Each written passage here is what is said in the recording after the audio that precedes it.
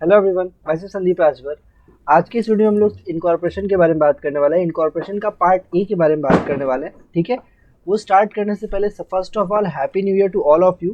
And right now अभी 12:02 हो रहे हैं। ठीक है, एज यू कैन सी मैं टाइम दिखाता हूँ। टाइम नाउ 12:03 हो चुके हैं। ऑफकोर्स 1 मिनट लेट हो चुका है। 12:03 हो चुके हैं और मैं अभी वीडियो बना रहा हूँ आप लोगों के लिए। सो पटाखे की आवाज़ आई गेस इस वीडियो में डेफिनेटली आई रही होगी। सो अभी आज के हम लोग इस वीडियो में बात करने वाले हैं एमसीए में जो पुराना वाला इनकॉर्पोरेशन का फॉर्म था ना, उस वाले और इस वाले में कुछ कुछ चेंजेस आ गया है। ठीक है, तो पुराने वाले वीडियो को देखिए, अगर आप इनकॉर्पोरेशन करते हो तो शायद आपको प्रॉब्लम फेस करना पड़े और बहुत सारा गलतियाँ हो सकता है। इसलिए इस बार मैंने प्लान किया कि भाई मैं आपको हर एक चीज़ बता दूँ। ठीक है, हर एक टॉपिक के बारे में बता दूँ, क्या है, क्यों है, क्या करना है उस फॉर्म में। ठीक है, ताकि कभी भी किसी का भी कोई मिस्टेक ना हो सके। एमसीए की आईडी पे आना है, एमसीए में लॉगिन कर लेना है। एक काम करते हैं, अपने स्क्रीन पे चलते हैं। राइट, सो सबसे पहले यहाँ पे आप लॉगिन कर लोगे अपना एमसीए V3 पोर्टल पे। आपको लॉगिन कर लेना है एज इट इज़। ठीक है, ये एकदम एक ब्लैंक अकाउंट है। ठीक है, इसमें कुछ भी नहीं है, तो ये आपके दिखाने के लिए क्रिएट किया गया है ताकि आपको दिखाया जा सके। ठीक है, अब भावनाओं को समझो, नहीं दिखा सकते अपना अकाउंट खोल के। ठीक है, कंपनी ई फाइलिंग में जाना, इनकॉर्पोरेशन सर्विस। अब यहाँ पे आपको दो ऑप्शन मिलता है, रन, ठीक है, और एक मिलता है स्पाइस प्लस फॉर्म का। रन का जो फॉर्म होता है ना, उसका मतलब होता है कि आप एग्जिस्टिंग कंपनी है और उस एग्जिस्टिंग कंपनी में आप चाहते हो कि भाई हमको नाम चेंज करना है कंपनी का, तो हम लोग रन के थ्रू नेम रिजर्व करते हैं। ठीक है, that is for the existing company only.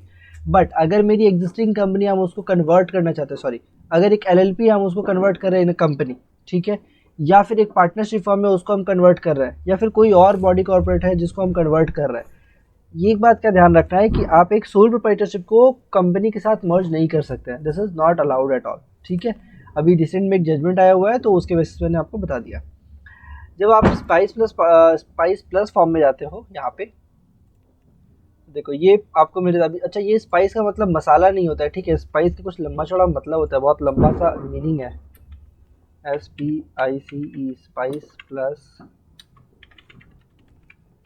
अब मेरे को भी नाम याद नहीं रहता यार। देखो, simplified pro forma for incorporation of company electronically, ये पूरा फुल फॉर्म आता है। ठीक है, सो आई डोंट नो कितने लोगों को पता होगा। जिसको पता है कमेंट करके बताओ कि भैया मेरे को पहले से पता था। ठीक है, स्पाइस प्लस पार्ट ए ये फॉर्म होता है जिसमें हम लोग का सिर्फ नेम रिजर्व होता है। अब यहाँ पे ना, अब तुम बोलो कि भैया हमको हिंदी में चाहिए, तो काम नहीं करेगा। ऑप्शन दे के रखा हुआ है कि हिंदी में आप क्लिक कर लो, लेकिन वो क्लिक होता नहीं है, काम करता नहीं है। ठीक है, नाउ जब आप spice plus part A fill up करते हो ना, तो यहाँ पे आपको दो चीज़ों का ध्यान रखना है कि अगर आप एक नाम यूज़ कर रहे हो, इसमें सिर्फ एक नाम, इन दैट सिनेरियो आप पूरा कंपनी इनकॉर्पोरेशन एक बार में भी कर सकते हैं, या तो उसके बाद आप नेम रिजर्वेशन के लिए भेज दो, नेम अप्रूव हो जाएगा, फिर इनकॉर्पोरेशन करो, पहला ऑप्शन। दूसरा, आप चाहते हो कि नहीं भैया मेरे को दो नाम है, मेरे को कन्फ्यूजन लग रहा है कौन सा नाम मिलेगा, दो नाम में से दोनों में से कोई एक नाम मिल जाए तो चलेगा, तो इन दैट सिनेरियो आप पार्ट ए भर के दो नाम दे सकते हो। मैक्सिमम 2 नेम ही अलाउड है। दो नाम आप डालोगे, दो नाम डालने के बाद आप सबमिट करोगे। जब सबमिट करेंगे उसका फिर वो सीआरसी के पास जाता है। ठीक है, वो सीआरसी उसको अप्रूवल देगी। अप्रूवल होने के बाद आपका जो नेम है वो आपको मिल जाएगा। क्लियर? अब इस फॉर्म में हर एक छोटे छोटे चीज़ों को समझते हैं। देखो, कभी भी कंपनी इनकॉर्पोरेट करना है ना, तो सबसे पहला जो सबसे इनिशियल स्टेज होता है ना, सबसे क्रूशियल होता है। अगर स्टार्ट खराब हो गया ना, तो वो कंपनी का बेड़ा गर्क होना तय है। स्टार्टिंग में आपको सही तरीके से सब कुछ परफेक्ट तरीके से करना है। अभी होता क्या है, कभी कभी आप लोग मतलब लाइक कुछ लोग होते हैं कि बहुत सस्ते में काम करते हैं। सस्ते इन द सेंस, 1000 बोलेंगे कि भाई हम 2000 3000 में कंपनी आपकी बना के दे रहे हैं। तो अब वो 3000 में अगर 2000 या 2500 में कंपनी बना रहे हैं ना, तो वो एक कंपनी नहीं बना रहे हफ्ते भर में, एक स्पेसिफिक टाइम लेके वो नहीं बना रहे। वो क्या कर रहे हैं, एक दिन में वो 4-5 कंपनी फ्रेम कर रहे हैं। तो उस सिचुएशन में क्या होता है कि भैया जल्दी जल्दी करने के चक्कर में उनके एंड से गड़बड़ हो जाता है।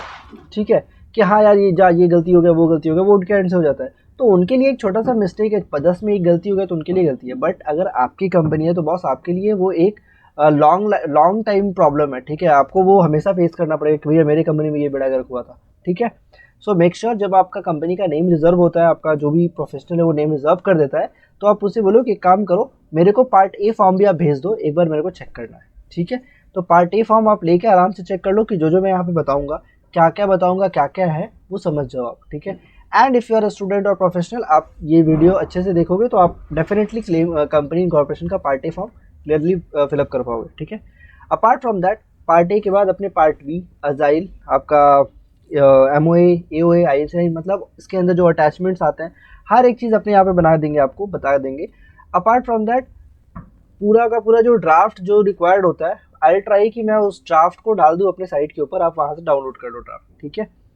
सो वो बाद में होगा, फिलहाल तो यहाँ पे देखते हैं। पहला, company information. Type of company का मतलब हो गया यहाँ पे किस कौन सी वाली टाइप की आप कंपनी बनाना चाहते हो। आप एक प्रोड्यूसर कंपनी बनाना चाहते हो, अनलिमिटेड, प्राइवेट, IFSC, सेक्शन 8, निधि, कौन सी कंपनी बनाना चाहते हो, एक एक करके सबका मतलब समझते हैं।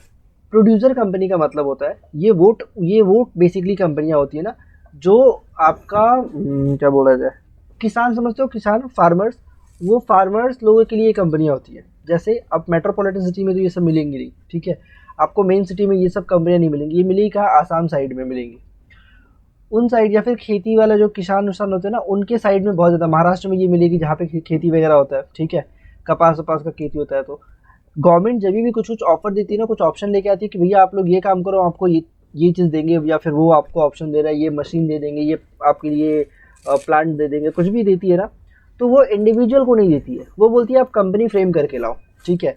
अब आप कंपनी अगर फ्रेम करते हो तो एक आदमी के लिए तो फ्रेम करोगे नहीं, आप अगर कंपनी फ्रेम करते हो तो एक काफ़ी लोग होंगे उसके में, राइट। तो आप प्रोड्यूसर कंपनी इसलिए बोला जाता है क्योंकि ये इसमें आपको बहुत सारा रिलैक्सेशन मिलता है, ठीक है। Being a producer company owner, आपके पास बहुत सारा रिलैक्सेशन होता है। इसके बारे में किसी दिन और बात करेंगे डिटेल में कि भैया यहाँ पे बहुत सारा एक्सेप्शन होता है कि आपको ये नहीं करना है, आपको ये करने का परमिशन है, आप इतना डायरेक्टर जोड़ सकते हो, आप इतना मीटिंग करो तो चलेगा, बहुत कुछ अलग अलग चीज़ें हैं इसमें, ठीक है, वो सेपरेट टॉपिक रहेगा। तो प्रोड्यूसर कंपनी बेसिकली जो फार्मर्स वगैरह होते हैं उनके लिए होती है, और बाकी सभी के लिए नहीं। Next, unlimited company. अभी अनलिमिटेड कंपनी का मतलब होता है कि आपकी जो लाइबिलिटी है वो अनलिमिटेड है at the time of liquidation, toward liquidation, ठीक है। इसका मतलब ये नहीं है कि भाई अगर वो अनलिमिटेड कंपनी है मतलब मेरी लाइबिलिटी अनलिमिटेड हो गई, मतलब कोई भी डेप्ट राइज होगा वो मेरे को पे करना होगा।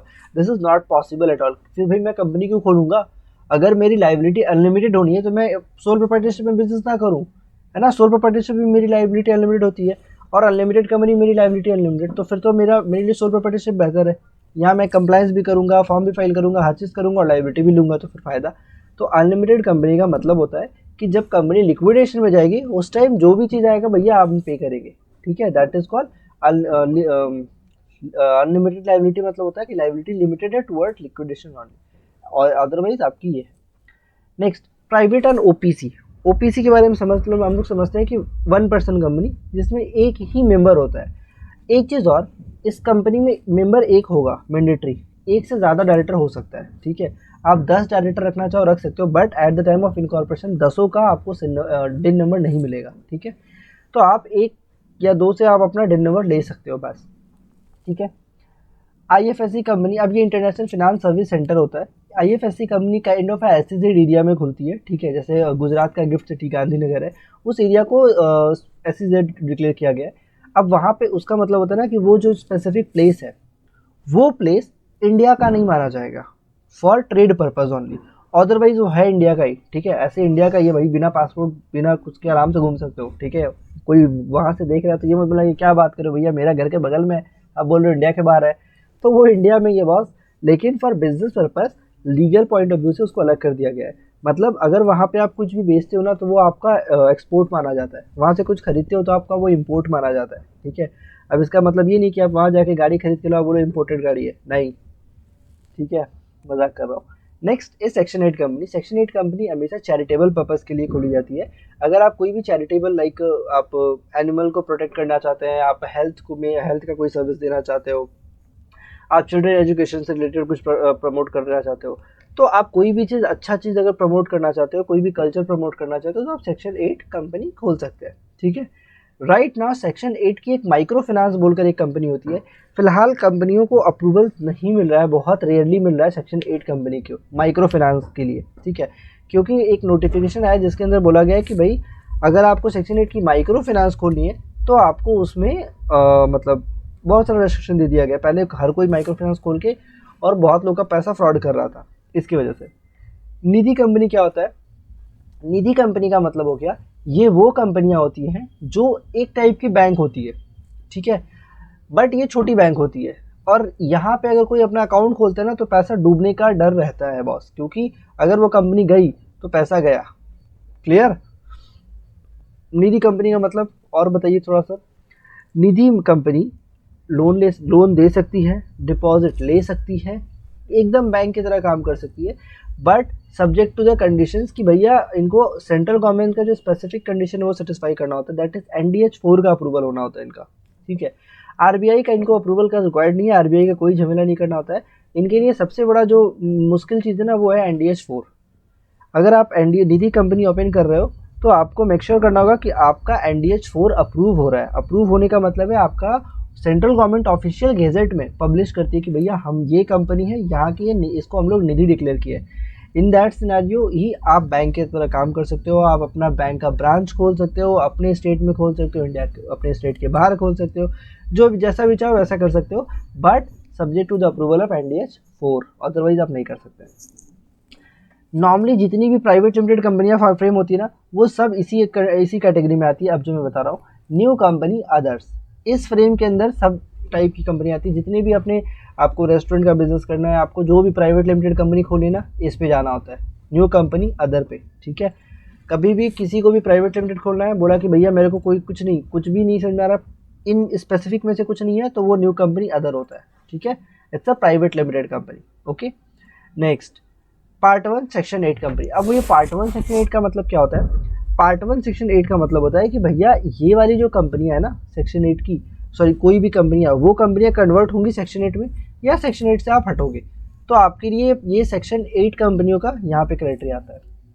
Next LLP to company. अगर एक LLP है, आप उसको कंपनी में कन्वर्ट करना चाहते हो तो आपको ये ऑप्शन चूज करना है।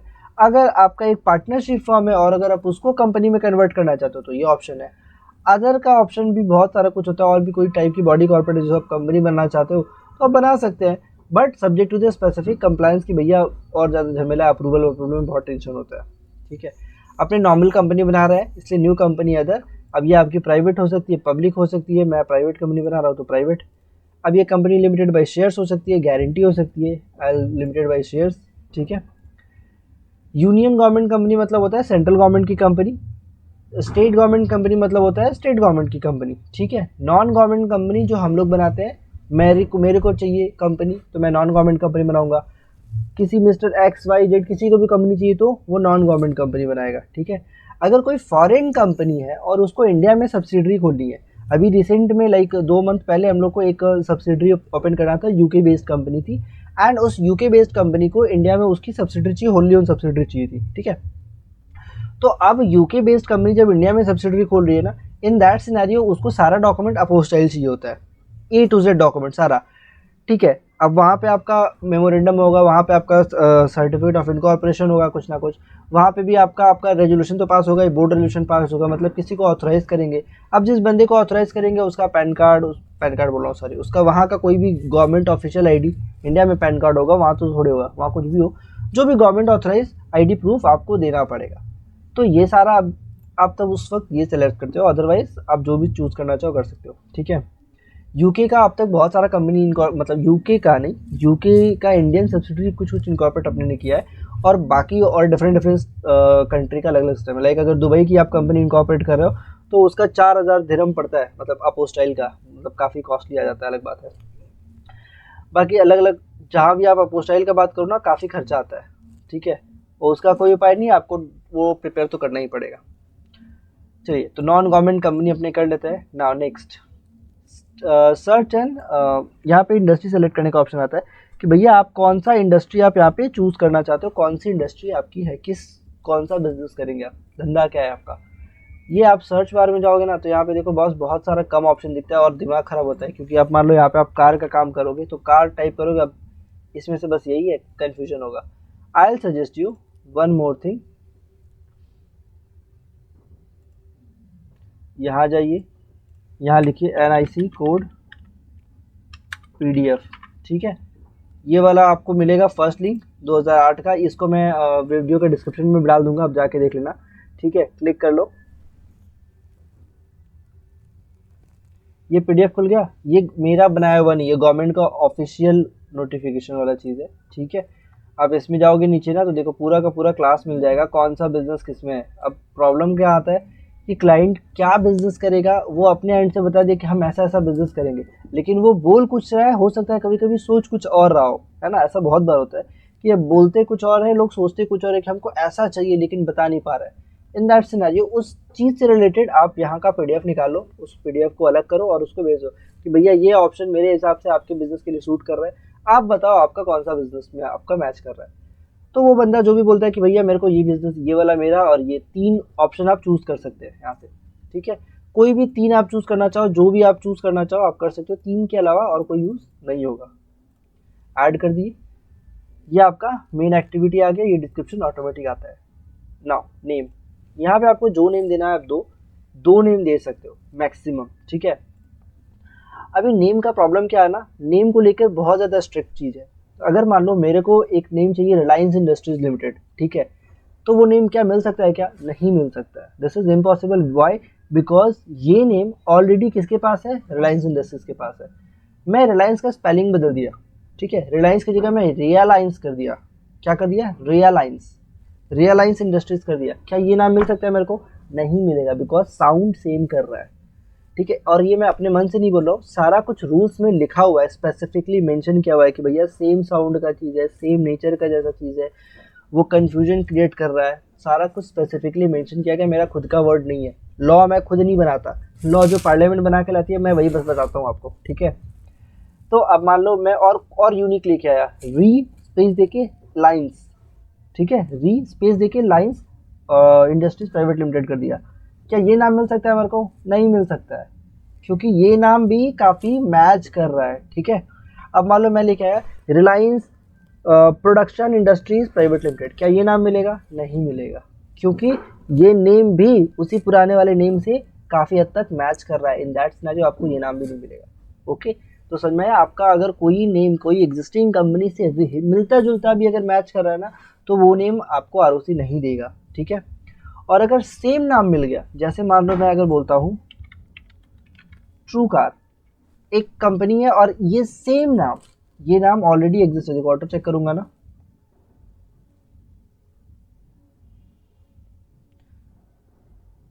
दिख रहा है ट्रू कार्स, एग्जैक्ट नेम से कंपनी है। इस नेम से अगर मैं कंपनी बनाना चाहता हूँ, this is not allowed any how, किसी भी कंडीशन में ये नाम मेरे को मिलेगा ही, ठीक है, क्योंकि सेम नेम होगा ही नहीं, ठीक है। कोई कितना माथा फोड़ ले, नहीं मिलने वाला, इम्पॉसिबल, ठीक है। नेक्स्ट इज, अब मान लो इसमें true cars production private limited ऐसा कर दे तो क्या मिल सकता है? क्या अब मिल सकता है। Subject to the NOC of true cars, ये जो पहली वाली कंपनी थी ना ट्रू कार्स प्राइवेट लिमिटेड, इसकी अगर एनओसी मिल जाए तो हम लोग ये true car production private limited खोल सकते हैं, ठीक है, उस कंपनी की एनओसी। अब उस कंपनी का एनओसी लेने जाओगे ना, तो पहले तो तुमको उसका एनओसी लेना होगा, दूसरा एक बोर्ड रेजोल्यूशन लेना होगा जिसमें एक डायरेक्टर ऑथोराइज होना चाहिए उस एनओसी को इशू करने के लिए, और वही डायरेक्टर साइन करना चाहिए एनओसी में। तीसरा, उस डायरेक्टर का पैन कार्ड जिसपे वो सेल्फ अटेस्टेड करेगा, उस पर लिखा रहेगा फॉर द पर्पज ऑफ आपका issuing NOC for name of this company etcetera, पूरा लिखा होना चाहिए। उसका आधार कार्ड अटैच करना चाह रहा हूँ वो भी कर दो। आपको ये सारा डॉक्यूमेंट एक पीडीएफ करके यहाँ पे अटैच करना होगा ऑप्शनल फाइल में, तभी जाके आपको एग्जिस्टिंग नेम है एनओसी लियो तब मिल सकता है, अदरवाइज नहीं मिलने वाला। ट्रेडमार्क मान लो किसी वर्ड से मिल गया, कोई एग्जैक्ट वर्ड है और वो ट्रेडमार्क में, जैसे मैं यहाँ पे जाता हूँ चेक ट्रेडमार्क, ठीक है। अब चेक ट्रेडमार्क में जाता हूँ तो यहाँ पे ऑलवेज डू कंटेंट्स, ठीक है। अब मैं बोल दिया ट्रू कार्स, अगर ये वर्ड कहीं है क्लास मान लो 43 में, अब वो तो आपका अलग अलग क्लासेस है, अब उसके ऊपर अलग वीडियो बनाना होगा कि भैया कौन सा क्लास कहाँ से आप देखोगे। देखो 43 नंबर क्लास में कोई भी ट्रू कार बोलकर ऐसा कोई भी ट्रेडमार्क नहीं है, ट्रू कार बोलकर ट्रेडमार्क नहीं है। तो ट्रेडमार्क नहीं है लेकिन एग्जिस्टिंग कंपनी तो है, तो दोनों सिनेरियो में आपको नहीं मिलने वाला, ठीक है। नेम कभी भी सर्च करना, नेम कभी भी रिजर्व करना, कंपनी कभी बनाना, तो कुछ कुछ चीज़ों को आपको चेक करना चाहिए। जहाँ तक मेरे को लगता है, पहला है आपको एमसीए की साइट पे आके नेम चेक कर लो कि भैया वो नेम मिलेगा कि नहीं, पहला चीज़। दूसरा ट्रेडमार्क चेक कर लो, क्योंकि अगर ट्रेडमार्क मैच कर रहा है फिर भी आप किसी तरीके से कंपनी रिजर्व कर रहे हो, नेम ले रहे हो, ठीक है। अब मान लो अब झूठा झूठा दावा कर रहे हो, पीडीएफ पीडीएफ जो भी आप कोई भी कूट पटांग काम करके आप नेम रिजर्व करवा रहे हो अपना, ठीक है, एनी हाउ पता नहीं कैसे करवा रहे हो, आप करवा रहे हो गया। अगर जैसे ही आप रिजर्व करवा लोगे ना, आपको हार्डली 1 से 2 मंथ के अंदर या फिर शायद 3 से 4 महीना के अंदर विद इन 6 मंथ आपको नोटिस आएगा कि भैया ये नाम जो है ना ऑलरेडी ट्रेडमार्क वाले का है, आप इस नाम को हटा दो, ठीक है। या तो आप इस कंपनी को बंद कर देंगे हम। अब मान लो आप बोल रहे हो कि भैया ये नाम तो हमको आपसे मिला था, तो बोलेगा कि हमने दिया था ना, हम ही आपको टाइम दे रहे हैं, आप चेंज कर लो। अगर आप चेंज नहीं करते हो तो भैया आरओसी बोलेगी कि हम इस कंपनी को स्ट्राइक ऑफ कर देंगे। तो आप कितना भी मेहनत, एक तो इतना मेहनत आप इनकॉर्पोरेशन कराओगे और फिर कंपनी को लेकर नेम को लेकर फिर झमेला हो जाएगा। तो आई ऑलवेज सजेस्ट कि अगर आपका ट्रेडमार्क के साथ नेम कन्फ्लिक्ट कर रहा है, never go with this name. Okay, कभी भी उस नेम के साथ मत जाओ। आप जेनरिक नेम के साथ कन्फ्लिक्ट कर रहा है वो अलग चीज़ हो गया, आपका कोई और चीज़ है अलग चीज़ है, बट ट्रेडमार्क के साथ अगर कभी भी कन्फ्लिक्ट कर रहा है ना, never ever try this one. Okay, किसी भी तरीके से आप अगर ऊटपटांग काम करते हो, पहली बात तो अभी सीआरसी बहुत ज़्यादा स्ट्रिक्ट है। अभी कोई भी ऊटपटांग काम करोगे अगर वो पकड़ते हैं तो भाई बहुत झमेला का चीज़ है। तो आई सजेस्ट कि आप लीगल तरीके से काम करो, जो नाम नहीं मिल सकता आप उसकी जगह अल्टरनेटिव यूज़ करो, ठीक है। एन एग्जाम्पल, जैसे रॉयल इनफील्ड जो बाइक है, बुलेट जिसको हम लोग बोलते हैं, उसका एक्चुअल कंपनी क्या है, ईचर मोटर बोलकर एक है, वो है, ठीक है। तो अब ये नाम, जैसे अभी ग्रो आप यूज़ करते हो, ग्रो, ठीक है। अब ग्रो नाम की कोई कंपनी नहीं है, ग्रो की कोई सेकंड बिलियन या नेक्स्ट बिलियन बोलकर कुछ और कंपनी है, उसका एक प्रोडक्ट है ग्रो। तो इस तरीके का भी आप बिजनेस मॉडल यूज़ कर सकते हो, क्योंकि इंटेलेक्चुअल प्रॉपर्टी का मतलब होता है ना, जो बंदा पहले यूज़ कर रहा है हक उसका होता है, ठीक है। आज आप पहली बार अगर कोई नाम यूज़ कर लेते हो तो अब इस नाम के ऊपर आपका हक है पूरी लाइफ, ठीक है, और कोई नहीं आके उस नाम को बर्बाद करेगा। नेक्स्ट इज, आप दो नाम में जो भी देना है दो, ऑप्शनल अटैचमेंट अटैच करना है करो। अलर्ट इसको चेक कर लो भैया कि क्या क्या एरर आ रहा है आपका। अगर एरर में सेम नेम आ रहा है मत जाओ, ट्रेडमार्क आ रहा है मत जाओ, ठीक है। इसके बाद आप ऑटो चेक कर लिए, सेव कर लिए उसको, एंड देन आप you have to go for the submit. ये सबमिट थोड़ा सा डिले करता है आजकल।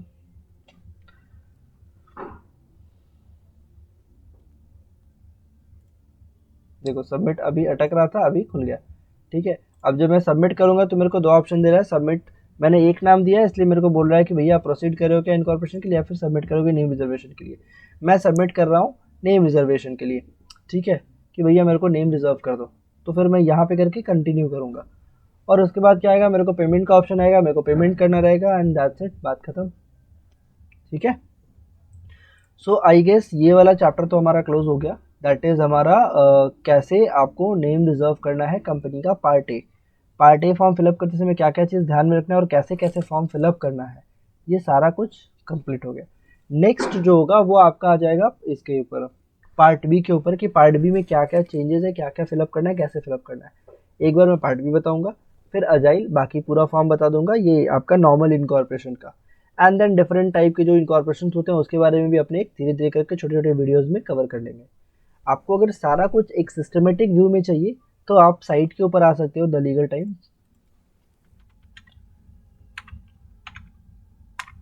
द लीगल टाइम के ऊपर आ सकते हो, ये मेरा वेबसाइट है, ठीक है। यहाँ आके आप कोर्स कॉलम में जा सकते हो।